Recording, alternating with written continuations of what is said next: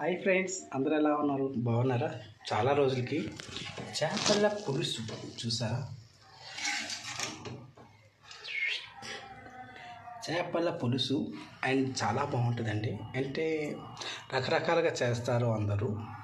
Chennai style and Andhra style, Nellore పులుసు అంటారు, తెలంగాణ పులుసు అంటారు, అండ్ ఒరిస్సాలో ఒక రకం చేస్తారు. అంటే చింతపండు వేసి బెల్లం వేస్తారు, కొంచెం అది పులుపుకి ఎరగడుతుంది అనమాట. ఇదేంటంటే మన పులుపు ఉంటుంది ప్లస్ కారం ఉంటుంది. ఇది స్పెషల్ వంటకం అనమాట.